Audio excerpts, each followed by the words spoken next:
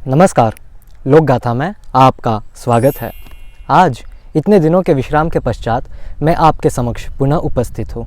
सबसे पहले आप सभी को इस व्यवहारिक नववर्ष की हार्दिक शुभकामनाएं। अब आपके मन में प्रश्न रहेगा कि यह तो हमारा नववर्ष भी नहीं है, फिर भी मैं इसे व्यवहारिक नववर्ष कह रहा हूँ और मैं एक वीडियो भी लेकर आया हूँ। तो आपके प्रश्न का समाधान मैं आपको बताता हूँ। अप्रैल 2020 में स्वामी राजेंद्र दास जी महाराज की हरिद्वार में वाल्मीकि रामायण की कथा हुई थी। उसके प्रथम दिन में उदासीन संप्रदाय के गुरु शरणानंद जी ने आखिरी के आधे घंटे में एक बड़ा ही सुंदर और बड़ा ही सटीक विश्लेषण दिया है इस नववर्ष का, और उन्होंने ही इसे व्यवहारिक नववर्ष कहा है।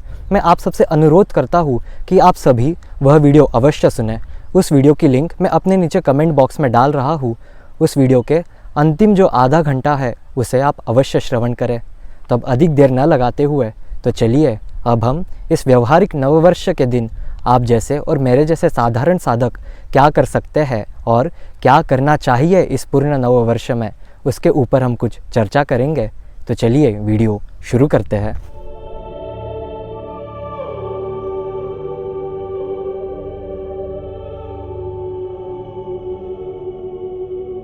वीडियो के विषय की ओर बढ़ने से पूर्व मैं आप सभी को एक बात बताना चाहूँगा। जो आज इस वीडियो में हम चर्चा करने वाले हैं कि इस नववर्ष में क्या करना चाहिए और हम क्या कर सकते हैं, मैं कुछ बड़ी ही एकदम अत्यधिक सरल व साधारण चीज़ें ही बताऊँगा। उसमें कोई ऐसी चीज़ नहीं जो बहुत अत्यधिक और जो करने में कठिन हो। आशा है कि आप सब उन कुछ बिंदुओं के ऊपर अमल करने का प्रयास करेंगे। तो चलिए शुरू करते हैं। सबसे पहली बात, आप सभी को यह निश्चय करना है कि इस वर्ष आप कम से कम कोई एक संत का तो चरित्र अवश्य पढ़ेंगे। इस वर्ष मैंने यह निश्चय किया है कि मैं संत एकनाथ जी महाराज का चरित्र और संत श्री ब्रह्म चैतन्य गोंदवलेकर जी महाराज का चरित्र पढ़ने वाला हूँ। दूसरी बात, आप सभी को यह निश्चय करना है कि इस वर्ष आप कोई एक आर्ष ग्रंथ पढ़ना प्रारंभ करें। यह आवश्यक नहीं है कि आप इसे एक वर्ष के काल में ही समाप्त करें, पर एक आर्ष ग्रंथ पढ़ना प्रारंभ करें। आर्ष ग्रंथ का अर्थ होता है हमारे पुराण, इतिहास, उनमें से आप कोई भी एक ग्रंथ का चयन करें जो आपके इष्ट देव है, उनके पुराण का चयन करें और उसे पढ़ना प्रारंभ करें। अन्यथा अगर आपको जानना है कि कौन से ग्रंथ से अपना आध्यात्मिक अध्ययन प्रारंभ करें, तो ऊपर जो आई बटन दिख रहा है उसके ऊपर क्लिक करें और वह वीडियो देखें। उसके अंदर एक बड़े ही सरल रूप से सारे आचार्यों का मत मैंने आपके समक्ष प्रस्तुत किया है। तीसरी बात, आप अपने लिए कोई भी नित्य पठनीय स्तुति, स्तोत्र, चालीसा का एक चयन करें और प्रयास करें कि आप उसको नित्य पढ़ेंगे। आप कोई भी स्तुति ले सकते हैं, जैसे श्री राम स्तुति ले लीजिए। अगर स्तोत्र में देखना है तो विष्णु सहस्त्र नाम है, राम रक्षा स्तोत्र है, अथवा आप आपके कोई भी इष्ट देव की चालीसा ले लीजिए, जैसे हनुमान चालीसा है, शिव चालीसा है। आपके अनुसार बस आपको प्रयास यह करना है कि प्रतिदिन उसका पाठ करें। चौथी बात, और यह बात बड़ी ही महत्वपूर्ण बात है जो मैं चौथी बात कहने जा रहा हूँ, सभी हिंदू पुरुष से मेरा अनुरोध है, मेरा निवेदन है कि आप सभी शिखा रखना प्रारंभ करें। शिखा का हमारे धर्म में बहुत ही बड़ा महत्व है। स्वामी राम सुखदास जी महाराज कहते हैं शिखा एक हिंदू पुरुष की प्रथम पहचान है।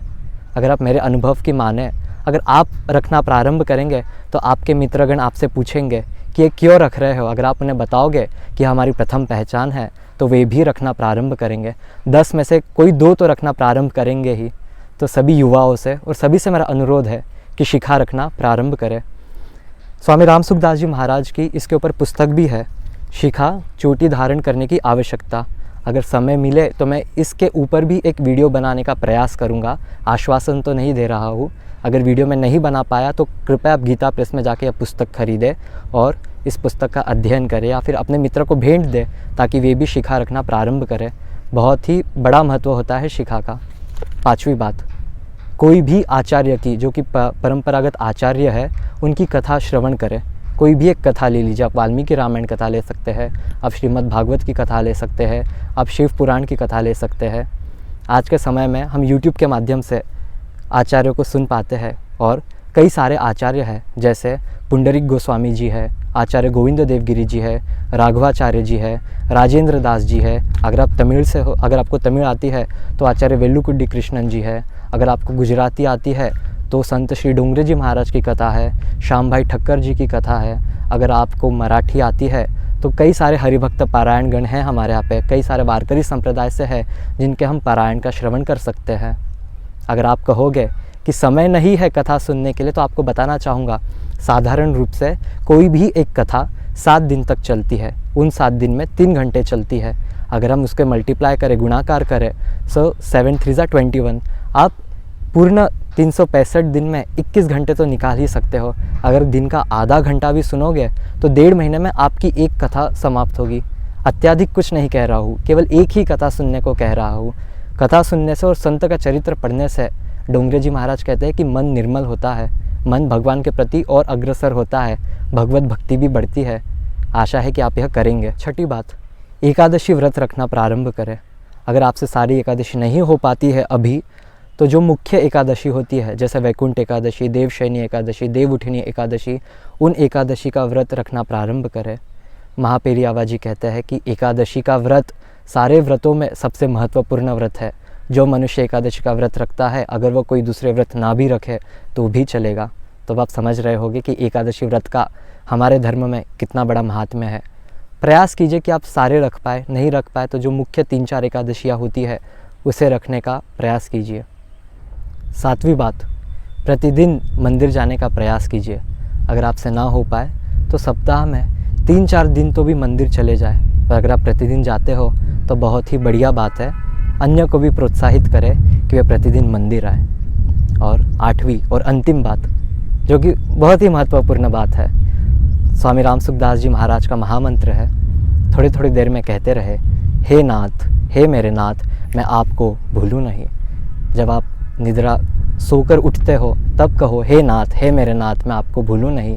जब शयन करने जाते हो तब कहो, हे नाथ, हे मेरे नाथ, मैं आपको भूलूं नहीं।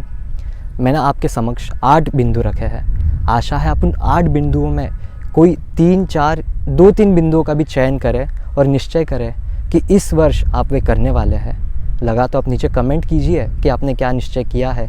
6 महीने बाद मैं आपकी प्रगति पूछूंगा और मैं भी बताऊंगा कि मैं कितना सफल रहा हूँ 6 महीनों में। बस वीडियो के अंत में इतना कहना चाहूँगा कि इस वर्ष से यह भी प्रारंभ करें कि आप प्रतिदिन टीका लगाएं और हाथ में रोली हो, क्योंकि शिखा,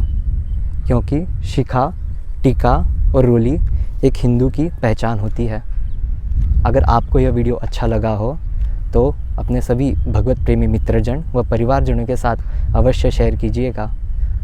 और अगर आपको लोक गाथा का कार्य अच्छा लगता है तो चैनल को सब्सक्राइब करना न भूलें। धन्यवाद। आप सभी को इस व्यवहारिक नववर्ष की हार्दिक शुभकामनाएं। राधे राधे।